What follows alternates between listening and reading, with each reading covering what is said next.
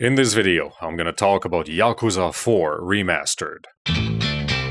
Who's this guy? I don't recognize him. I thought I was gonna play, the guy. Or maybe, if I'm lucky, the other guy. This is neither of them.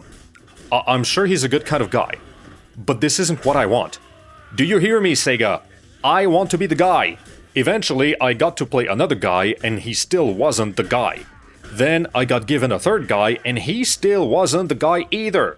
The only reason the second guy was familiar was because I had seen him in a cutscene in Yakuza 0. But then the third guy showed up out of the woodwork like that one uncle who lives out in the boonies and writes free verse poetry, and I was right back in the land of confusion. It took 29 hours just to get to play the guy.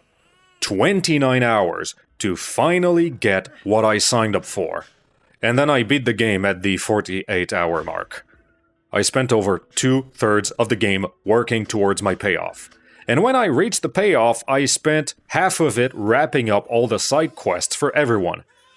I think I ended up being the guy for fewer than 10 hours. Why did Yakuza 0 fly, and this one didn't? I can imagine a few reasons. In 0, the game starts with the payoff. And the payoff lasts long enough that by the time it gets taken away from me, it's not seen as the rug pulled under my feet, but as a way to witness a scene elsewhere from the main character for a little while. It's soft. It's done with care and consideration. It's done after a foundation has been established. In the same vein, Like a Dragon also flies quite simply because the cover art says plainly that you will be playing somebody else. Again, that is done with some thought and purpose in mind. Not here. The first thing I see is somebody I've never seen before. I don't care how great he is. Right now, he is the "is Pepsi okay" of my experience. Pepsi can be the best beverage on the whole planet. It doesn't change that I was looking for Coke. And as God is my witness, I will have my goddamn Coke. I sure got it in the end, but I was not expecting that to take so long.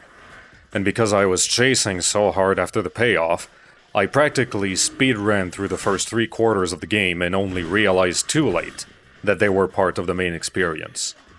I believe it says something when it turns out that way. Even now, despite all my friends telling me how amazing the other 3 characters are, it still isn't what I ordered. They are objectively fantastic, and they are subjectively as far removed from my desires as one could imagine. Looking beyond the characters for a minute, it's kind of weird how the game assumes that I'm not a newcomer. It exposes me to the mechanics like any other game, but it does it in a pretty cavalier way, and it points out that I probably knew all of that already. I don't know if it's the game reading my previous save files, or the game openly knowing that it's got a captive audience. In either case, the delivery is ambiguous and it feels like a cop-out. It feels like the game is taking me for granted.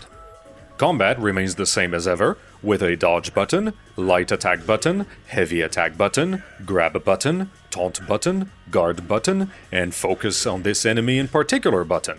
That does the job for random encounters, but with boss fights having magic dodges and counter attacks that no-sell your own no matter what you happen to be doing at the time, your best button is the pause button, where you will drink your entire stash of healing items and equip whatever weaponry you got on hand in the hope that it will expedite the situation and get you out of this torture.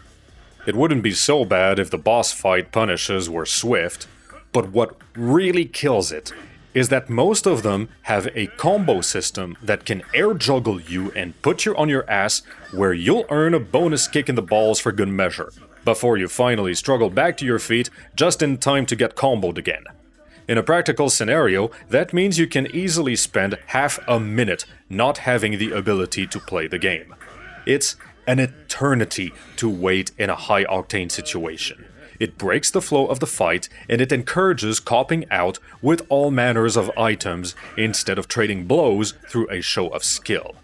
If the best way to victory is by bringing a bigger arsenal of weapons and medkits than your enemy, then it's not a good experience, and the boss fight is nothing more than an inventory check.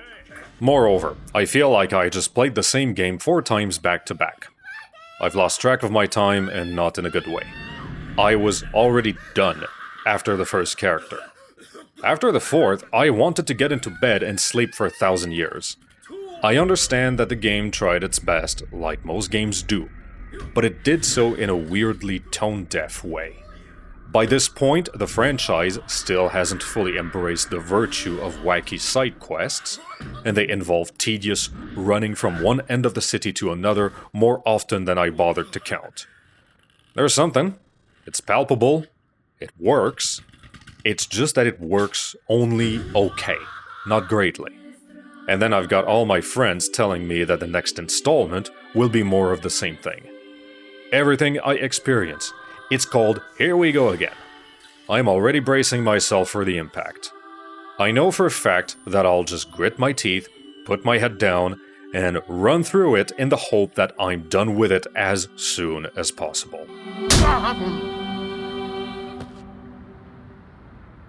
In short, this game is tax season.